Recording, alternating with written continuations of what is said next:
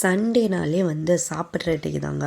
ஒரு வீக் ஃபுல்லாக நல்லா வேலை பார்த்துட்டு அதுக்கப்புறம் சண்டே வந்து நிம்மதியாக உட்காந்து சாப்பிட்றதுனால சண்டேனால சாப்பிட்ற நாள் தான் என்னை பொறுத்த வரைக்கும். So no compromise for eating.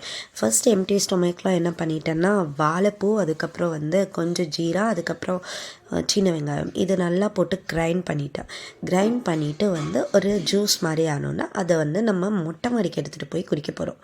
இது எங்களோட வெத்தலை செடி, அது வந்து ஃபுல்லாக இருக்குது. அது வந்து நாங்கள் இன்னும் ஒரு பிளேஸ் தேடாமல் வச்சுருக்கோம்.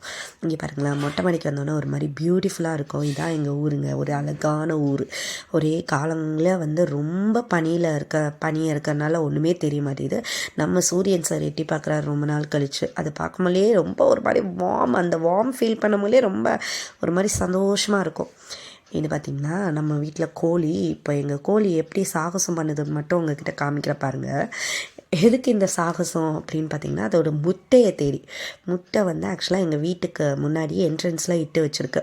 ஸோ அதோட முட்டையை வந்து தேடுறதுக்காக அங்கேருந்து இங்கே குதிச்சு, இங்கேருந்து அங்கே குதிச்சு, இப்போ பாருங்கள் நான் கீழே வந்தோன்னே பாருங்கள், மேடம் வந்து வெயிட் பண்ணுறாங்க கேட்டுக்கு வெளியில், எப்போ திறப்பாங்க நம்ம முட்டை போடலாம் அப்படின்னு சொல்லிட்டு. அடுத்து பிரேக்ஃபாஸ்ட்டுக்கு ஹஸ்பண்டுக்கும் எனக்கும் வந்து சேம் பிரேக்ஃபாஸ்ட் தான். நட்ஸ் ஊற வச்சுருந்தோம் ஓவர் நைட், அதை போட்டுட்டு ஆப்பிள் போட்டு குடிச்சிட்டு நெக்ஸ்ட் வந்து ஹஸ்பண்ட் வேண்டுகோள் விடுத்ததுனால நம்ம வந்து சரி ஓகே மட்டன் பிரியாணி வேணும் அப்படின்னு சொல்லி வேண்டுகோள் விடுத்தார். சரி பொழைச்சி போகட்டுமே அப்படின்னு சொல்லிட்டு சுட சுட ஒரு நல்ல மட்டன் பிரியாணி செஞ்சு நல்லா சாப்பிட்டு ஒரு தூக்கத்தை போட்டால் தாங்க அந்த சண்டேயே ஒரு நிம்மதியான உறக்கம் வரும்.